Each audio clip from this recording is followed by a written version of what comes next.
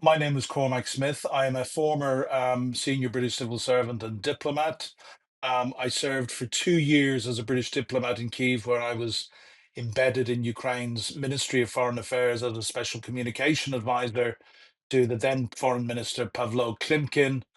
That was probably a life-changing experience because Ukraine is a country which I genuinely fell in love with, and I made many, many friends in Ukraine who I will have for the rest of my life. So, really one of the things that I feel that I can do to support my friends in Ukraine is I have been carrying out media interviews and making podcasts for the last well, since before the full-scale invasion to try and put Ukraine's point of view across and to try and counter Russian disinformation at every possible opportunity. So that's me. I would describe myself as a friend of Ukraine. That's amazing. And you're also a friend of this channel because you have been here quite often. Well, today's a I big love coming to this channel. I've got to say, I Thank love coming on UATV. Thank you. So today is a big day, well, for Russia, supposedly. Today is the Victory Day for Russia, which which sees World War II as an event that took place from June 1941 to 1945. They do not acknowledge the years of World War II that happened before Kyiv was bombed at 5 a.m. on June 21st, I believe. The reason I know that is because my grandmother was born a couple of days before the war, and she was born on June 13th. And she quite literally went into the bomb shelter. Well, her mom brought her into the bomb shelter straight from the maternity ward. So I do know that much, and I know it was in 1941. And Russia celebrates, while the whole world mourns the losses of World War II, which were many, and in Russia particularly, there were millions of people who were disfigured and millions of people who were affected by the war and had serious injuries. As much as 500,000 veterans lost limbs. Russia decides to make a show of power and this big sort of celebration of how great they are every year on May 9th. And funny enough, this year, right before May 9th, Ukraine has been sending all of the drones into Russia, kind of showing Putin that he's not as invincible as he thinks he is. And to me, it's quite entertaining because, he can't protect his own capital on this like massive parade day while all of the Moscow airports are not functioning, and there are planes now sitting on the tarmac for over 30 hours because of Ukrainian drones. So what do you think of this whole parade and how it's being handled? Oh, look, Yulia, I mean, where to start on all that? I'll tell you where I'll start. Hmm. Russia lies on an industrial scale Hmm. is a soundbite that, along with Pavlo Klimkin back in 2016, we coined, and many people said it to explain what Russia does and how Russian disinformation operates. Let us not forget the Second World War was started in 1939 by Germany and Russia acting together. There was at the time there was the it was the Molotov-Ribbentrop 10-year non-aggression pact.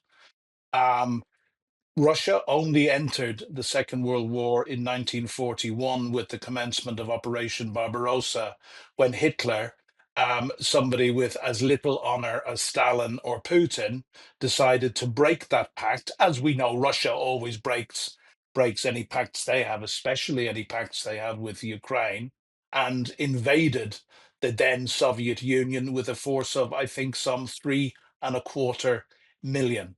That was the only thing which drew Russia into the Second World War. The other thing to make very, very clear, Russia would not have survived in the Second World War had it not been for the Arctic convoys from the Allies, which were providing them with vital supplies. So this is something which Putin and his criminal administration in the Kremlin regime, I should say, not administration, conveniently likes to forget. But the other thing, what a contrast What a contrast. Second, yesterday in the United Kingdom, we had VE Day, Victory in Europe Day. And it was a very, very, as it always is, it was a very, very solemn event, but it was a big deal this year because, of course, it was 80 years since the end of the Second World War. And it was marked really by solemn remembrance of those who fought, three of my uncles among them as Irishmen who fought in the British forces. I should say 300,000 Irishmen from supposedly neutral Ireland fought in the armies, mainly of Britain and the United States, but also other countries like New Zealand and Australia that they had emigrated to defeat Hitler. I, for one, am very, very proud of my three uncles who fought. Fortunately, all three survived the war. Many of those who fought on the Allied side did not survive the war, but we were marked by solemn remembrance, whereas in Moscow for Putin, it seems to be an opportunity for grandstanding and boasting and telling lies about how it was really Russia who won, who defeated the Nazis. Of course, the other thing, why do they have their Remembrance Day on the 9th when we have it on the 8th? Well, the reason was there was two peace treaties or surrenders signed. The first one was signed late on the 7th and came into effect on the 8th. But of course, the Russians, true to form, wanted their own particular grandstand. So they insisted on having a second signing the following day on the 8th, which came into effect on the 9th. So from the very, very start, um, Russia was, not acknowledging the great help that they got from the Western allies. But the most important thing to remember is Russia was forced into this war because Hitler betrayed Stalin, two thugs, one betraying the other. Had Hitler not betrayed Stalin, I have no doubt as a student of history all my life that Stalin would have stayed out of the Second World War. He certainly had no interest in defending freedom and democracy, as has become all too clear by the way the Russian Empire has continued after 1945. Well, I would say that the only interjection I have here is I do think that he would have joined in on the World War II efforts, but from the perspective of conquering, not from the perspective of defending, because from the very beginning it was Moscow and Berlin who basically divided Poland in half between the two of them. That's right. So there was definitely some division of territories there, and Russia did greatly benefit from World War II, in a sense that the Kaliningrad was acquired, which used to be Königsberg, and which used to be a German city, which is kind of sandwiched right near Lithuania. Um, and yeah, Russia benefited greatly, and it's to me every year on May 9th, it's always like a very strange event because as a country that has lost so many lives supposedly, well, most of them were not Russian, most of them were Ukrainian and Belarusian because obviously they were throwing the second grade citizens to the front in the USSR. The country would celebrate this, and you could see kind of their intention and how much they don't care for the loss and how much they don't care for how much the world has lost by the fact that in the late 1940s Russia started cleaning up the veterans of World War II from the streets. So there were about 500,000 men that lost limbs. That's a lot of people that are disabled that would be walking around the streets of the USSR. So what they started doing is in the late 40s and in the 50s, they would send these men away to remote islands, basically into gulags, away from people's eyes, so they wouldn't, and I quote, spoil the picture. Because no one wanted to see people without legs or arms and be reminded of World War II, which is horrendous. By 1956, I believe there were 900 something men that were supported by the state that were affected by World War II in a sense of losing limbs. and by the end of the 50s it was 600 something. And the funny thing is, well, not the funny thing, but the big thing is that it's not that they died, it's just that they all disappeared, and they disappeared to these islands. So the USSR tried to make it seem as if as though there were only 600, um, let's say 30 something men that lost limbs in this situation. But in reality, there were 500,000. They were just shipped off because no one liked seeing people without legs and without arms. And actually, Russians themselves used to call World War II vets that were missing multiple limbs samovar people. And samovar is this like tea, kind of tea brewing kettle that I suppose they resembled the shape of, and that should tell everybody what they need to know about how Russia actually feels about the sacrifices that were made in the war. So Could I it's could could I make two could I make two comments on that? And the first one, of course, is the very obvious that people often forget. The country who lost the most lives of both their soldiers, but mainly their civilians in the Second World War was not Russia, it was not America, it was not even Japan, who were hit with two nuclear bombs. It was Ukraine. It was Ukraine who suffered most from both the Nazis and the Bolsheviks. yeah. But the second, I think the second point that I wanted to make, and I can remember doing one of my very, very first early interviews in January of 2022, a full month before the full scale invasion went in. And I think I was fairly certain at the time that it would happen. And I remember saying, this criminal thug, Stalin, will have absolutely no compunction in doing two things. One, he will wipe entire cities off the map and kill tens of thousands of innocent civilians because he has done it in Grozny and he has done it in Aleppo. And we saw the very first city that he did it in Ukraine was Mariupol, where a city of almost 500,000 was 95% of the buildings were destroyed. Turned The into dust. conservative, the conservative estimate of civilian deaths in Mariupol is 25,000.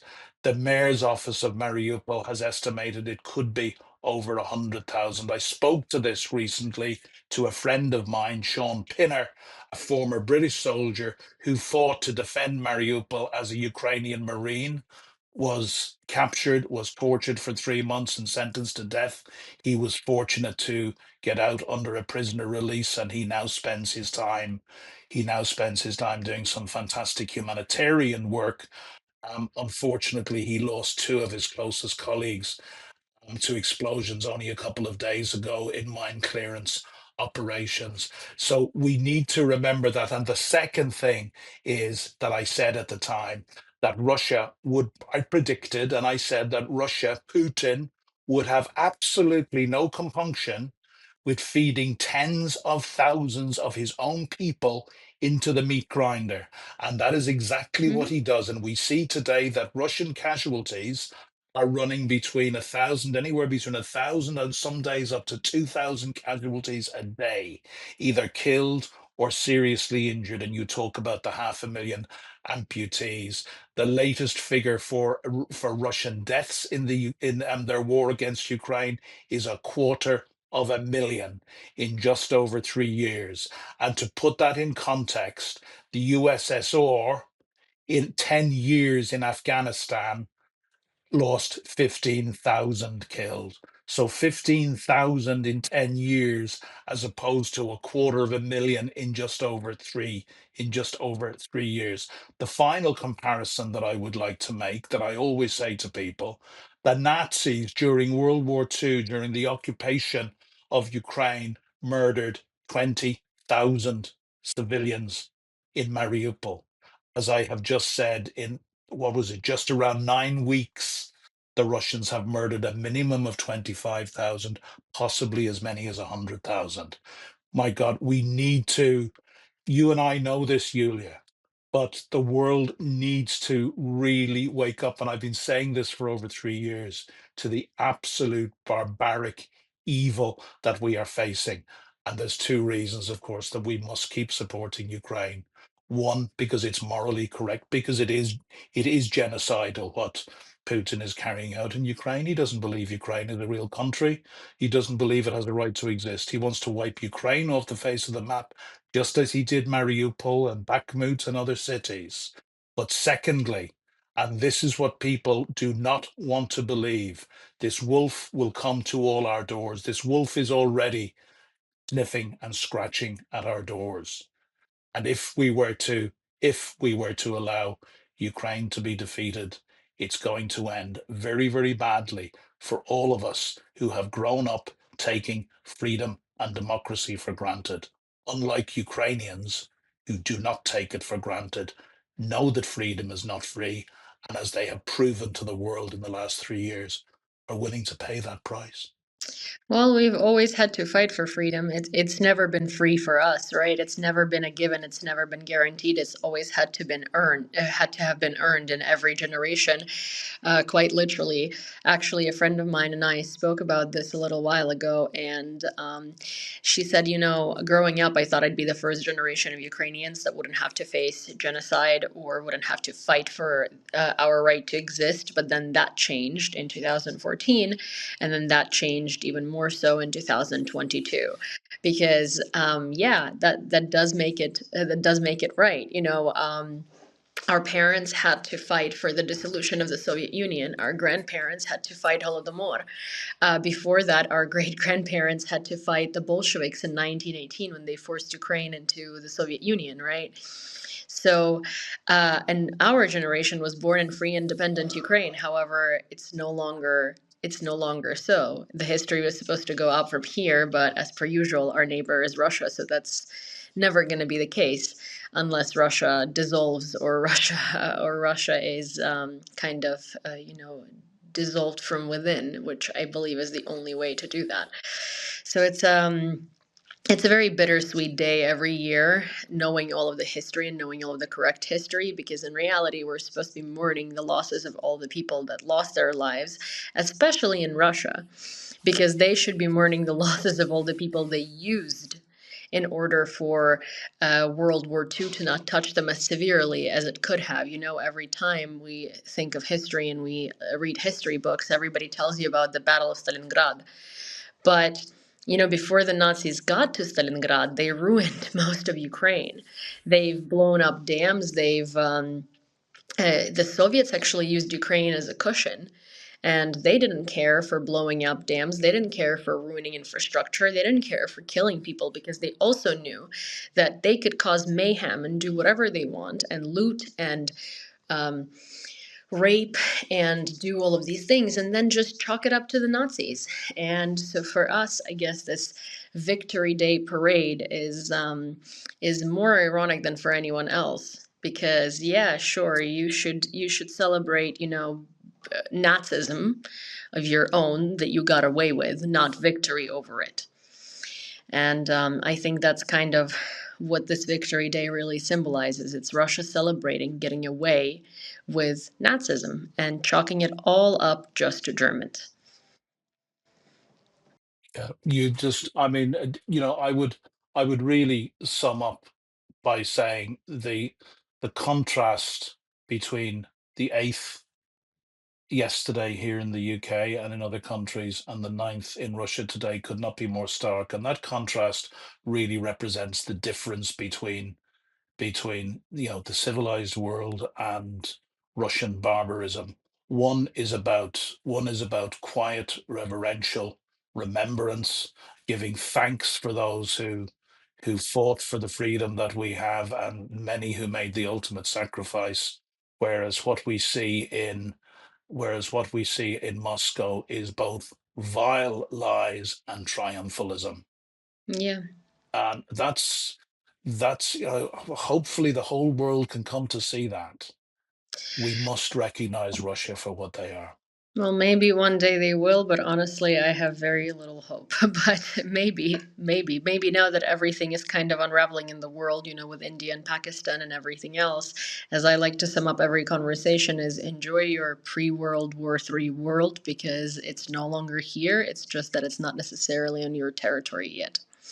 But Well, I've been saying this, Yulia, for 3 years. Yeah, I think we're in And I agreement. believe it. I Yeah. believe it. I mean, I'm not a warmonger. Yeah. And in fact, you know, far from being a warmonger, every war in history I have I have read about in history books and Mhm. studied in university and watched great documentaries and even been told about it by relatives who fought. This is the first war in my lifetime where close friends of mine are suffering every day. And I realized recently, I obviously know personally, I know hundreds of Ukrainians, a Mhm. number who I count as my close friends and friends I will have for the rest of my life. And I do not know a single Ukrainian who has not lost somebody. And, I was with a Ukrainian friend of mine who's here in the UK. He's one of my training partners. We were at the gym just an hour ago. And I said to his name shortens to Slava, actually. And I said to Slava, I said, I said, I don't know a single Ukrainian who has not lost somebody. And he just said, yes, I have lost four friends. I hope this goes out. And I hope that, some of our fellow citizens in the West, it might make them think a little bit about how close the wolf is to our door and the real nature of that wolf, of that Russian wolf. Yeah, I hope they do. And thank you for sharing the story with your friend. And as per usual, of course, thank you for coming to this channel. And I'm not gonna say I hope to see you here again. I know I will, and we will Of have course you many will. more conversations. Hopefully not as short as the one today. And thank you so much. Yulia, my pleasure and my privilege.